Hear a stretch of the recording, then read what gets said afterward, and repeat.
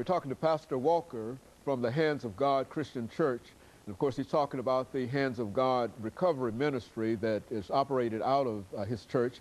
And of course, Reverend Walker, before we finish today and during this last segment, let's give you an opportunity to continue to talk about incarceration, but in a real sense, talk to young people, the individuals who might get caught up in this whole fact of crime that will eventually lead to incarceration, because I think, as you've already indicated, that even though an individual might commit some crime and he serves his time, that it's still almost impossible for him to have a gainfully employed occupation. Right. And of course, I think that you are an excellent example of what can be done, and more than anything, we'd like for you to deal with it from that perspective. Well, you know, the Bible says that my people perish for a lack of knowledge. And people always tell you, and I remember growing up, Dr. Haney, people say, well, what you don't know won't hurt you. But that's absolutely incorrect, because what you don't know can really mess you up. Not realizing, you know, that if I go out here and commit just a little petty crime and get convicted of that crime, and it's a felony, it's going to follow me for the rest of my life. It's going to affect me in my relationship. It's going to affect me in my job. It's going to affect me when I try to go to get in school. It's going to always be a spot on my record. It's going to always follow me. So I would say to the young people, to like my daddy used to always tell me, stop, slow down, study yourself, and think. You know, stop for a while and look at what's going on around you. See what the real picture is all about. What am I really looking at when I step out of my door and I see all my friends, they're out there slanging dope and they're doing that thing and they're running around, they got their music bumping loud and they're doing all this stuff and they're running around with their pants hanging off. What am I really seeing? What is this picture really showing me? I mean, is that a picture of freedom, or is that a picture of some form of slavery? You know, because I mean, I submit, Dr. Haney, that if we involve ourselves in that type of lifestyle, then what we are actually doing, we are enslaving ourselves, and we're actually penalizing ourselves and keeping ourselves away from mainstream society. You know, we say, well, okay, I can't do this and I can't do that, but at the same time, then we got our young people that are doing the things that would actually make what they're saying a reality. So if I put myself in a certain mode, first of all, I'm labeling myself. Then when the authorities are looking out up on who's doing what, then they're looking at me because I got my pants down. I've got my mouth loaded with gold, you know. I'm riding down the street, you know, in a car that's worth $200 with a $3,000, $4,000 sound system in, and I'm violating all the noise laws. So they're looking at me. So I'm the one that they're going to target. I pass by in my suit, you pass by in your suit, but then his next guy, he passed by fitting that profile, then they're going to pass us by and they're going to stop this guy, and he may not even be doing nothing. And that's what they mean by profiling. Absolutely, absolutely, man. They're looking at us. You know, they're looking at us, and we have got to learn how. Young people have got to learn how to change your image.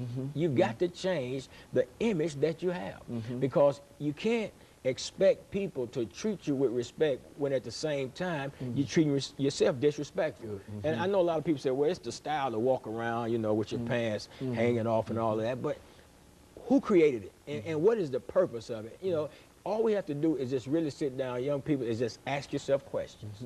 Because a lot of times we take things at face value and we never question why we do what we do. And therefore we end up caught up in that system, and then that system has certain things attached to it, and one of the things attached to it is incarceration. You know, when you're caught up in that, you do the things that's done, you know, in terms of selling drugs and stealing and gang banging and doing all of that stuff, and what's attached to all of that system right there is incarceration, mental institutions, all that stuff, drug addiction, everything is attached to that. So once you involve yourself in it, then you open yourself, you sit yourself in the middle of a circle of sorts and allow each vein, each one of those veins to just come into whatever you are and wherever you sit. And so that's what I say to the young people, to remove yourself from that situation and get an understanding, get some knowledge, get some information, and stop listening to people that don't know what they're talking about. You know what I'm saying? You know, I'm reminded, Pastor Walker, that we did a show a long time ago with you and Brother Johnson. Yes. And I think that he had a program called Choices. And that's essentially what you're telling young people today, that they really have to make a choice themselves in terms of whether or not they're going to become involved in whatever, and et cetera, and the importance of it. Speak to the importance of education, why they ought to try to become involved in the politics of this country, and et cetera. Dr. Haney, because, and I've talked to people a lot of time, And because of that lack of desire to seek knowledge, you know, we miss out on the whole process. We need to be involved with what goes on in this country. I mean, people are complaining about what the senators, the Congress, the president, and everybody's doing, and then you ask the same individual, man, did you vote? And they'll say, no, I didn't vote. Well, the vote is what gives you a voice in this country. The vote determines who goes in office, who speaks on your behalf, who's got your best interests at heart. And if you're not educated to how this system works in this country, then I suggest that you get educated. You need to find out, you know, what the Constitution is all about, how these things, how the voting process works, and what role that each individual plays in the process, and quit sitting around fooling ourselves thinking, well, my vote don't count. Well, of course it don't count if you don't cast it. You know what I'm saying? That's a thought. You know? that's a very, very important thought too, that yeah, you've got to become involved in it, and they can become involved. But again, I think as you've indicated, if they become incarcerated, that so many of them are penalized for that incarceration, and one of the things that they lose their right to vote. And I need to say too, Dr. Haney, that there are some great minds in the prison system, and people that could really get out and really have a valid opinion about what goes on. But yet, and I think, Dr. Haney, that the system knows this, that knows that these people that go in here, they get into books, they educate themselves, and they find out what's really going on, because it's easier to see society when you have been removed from the framework of society. And see, I've been there. In prison, I learned a whole lot of stuff. I read a lot of books in prison. Of course, I came out, I was still a criminal, but I soaked up knowledge and information. And there are guys that's soaking up knowledge and information that's not going to come out and still be a criminal. They're going to come out and they're going to be, they have a desire to be constructive and productive citizens of society, willing to pay taxes, willing to do what's necessary to get ahead and do the things in life. But I think the system knows that, and it's kind of like some kind of stifling effect. It's got to be in place to keep these people from going and getting where they want to go. So in spite of this whole idea of rehabilitation and et cetera, you think that there still might be the attitude among many people that this individual has been incarcerated, and they probably know that once he goes back into society that he's going to have a difficult problem getting a job and et cetera. So they feel that it might be best to just keep him as long as you can, and then wait for him to come back. And that's happening too, especially, I mean, telling you, man, especially with these privatized prison systems and stuff like that. It's, to me, it's all a money thing anyway. So they got people caught up in the systems and stuff like that. And I mean, parole board after parole board after parole hearing, and they're still incarcerated, and they're keeping them in the system because they know that because they're not teaching them anything, the chances are they're going to come back. But the thing is, rehabilitation is supposed to be the purpose of incarceration, along with punishment, of course. But when I was incarcerated, rehabilitation was a joke.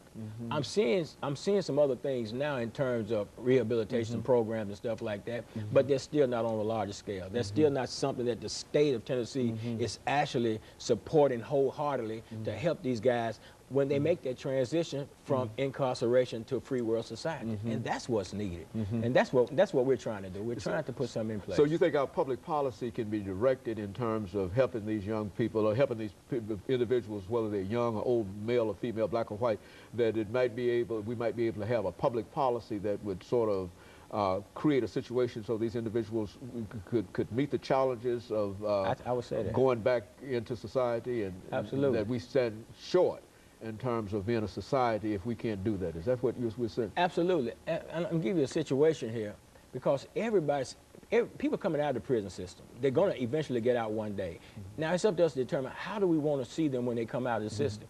There's a guy in there, there's a couple of guys in there, or maybe thousands of guys in there that may get incarcerated. They were selling drugs and probably got a lot of money still now. They're going to get out one day. Now, who's to say, because they got the money, they can move right next door to the judge. You know, they have the money, the means to do so. How do you want that individual to be when they come out, being your next door neighbor? And that can be determined on how kind of programs we're going to put in place in the prison system. What kind of programs are we going to put in place? And if not, state of Tennessee putting them in place, what kind of programs are we going to support that are already in place that's designed to help these people when they come out? Because when people, they deserve a chance. They deserve an opportunity, just like anybody else that has never, ever committed a crime. Everybody that commits murder is not really a murderer in that sense. Some people commit murder on a humble. You know, they're not intending to hurt anybody, not intending to do anything to anybody. They'll pull up a gun trying to shoot in the crowd and scare somebody, end up killing somebody or whatever. You know, it's a stupid act, but you know. And of course, Reverend Walker, we're just running out of time. My God. We could continue to talk about this because you're giving us such excellent information. Let us encourage our audience to tune in again next week for another informative edition of Comments. Thank you and good morning.